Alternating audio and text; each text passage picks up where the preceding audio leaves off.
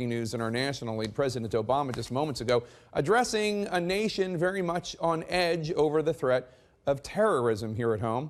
President Obama speaking publicly about the battle to degrade and destroy ISIS, another attempt, the fourth in recent days, to reassure a skeptical public that this administration has an effective strategy to win this war on terrorism and keep this country safe.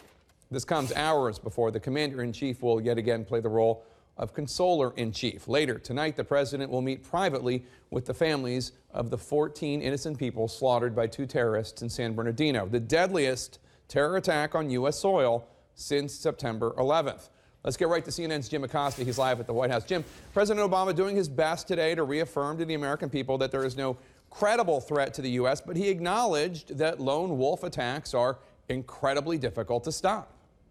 He did, Jake. President Obama tried to take a victory lap today, pointing to what he considers his biggest accomplishments of the year. But the president also acknowledged Americans are likely looking past issues like climate change and his policy toward Cuba and are just wondering what's being done to protect the homeland.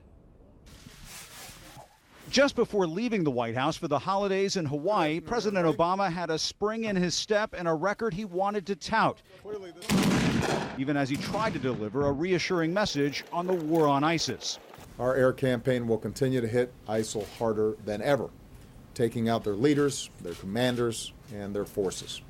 We're stepping up our support for partners on the ground as they push ISIL back. The president again insisted the nation's law enforcement community is doing all it can to prevent so-called lone wolf terror attacks in the U.S., like the one in San Bernardino, including the monitoring of messages on social media. Our law enforcement and intelligence professionals are constantly monitoring public posts, and that is part of the visa review process.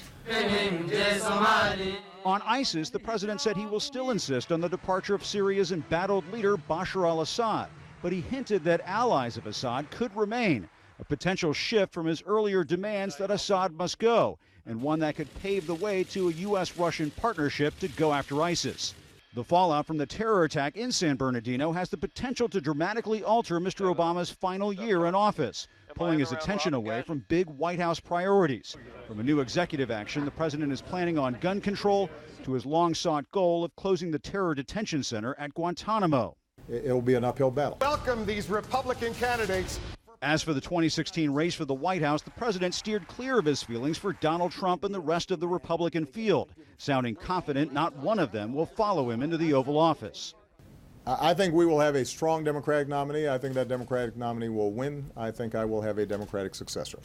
But he also took time to praise new House Speaker Paul Ryan for shepherding a massive $1 trillion spending bill through Congress without any major threats of a government shutdown, proof the president said that both parties can work together. I also want to give Speaker Ryan credit. So kudos to him, as well as all the leaders and appropriators who are involved in this process. Overwhelming majority of people who are incarcerated. On his last scheduled day in Washington of 2015, the president commuted the sentences of nearly 100 mostly nonviolent drug offenders, all a part of the president's bipartisan push for criminal justice reform. There has been sincere, serious negotiations and efforts by Democrats and Republicans to create a criminal justice system that is more fair, more even-handed, more proportionate. The president could conceivably make one more public statement before the end of the day en route to his family vacation in Hawaii. He is scheduled to stop in San Bernardino to meet with the families of the terror attack there. The White House has said we should not expect him to deliver any remarks, but Jake, he has defied those expectations before. All right, Jim Acosta, we'll keep an eye peeled. Thank you so much.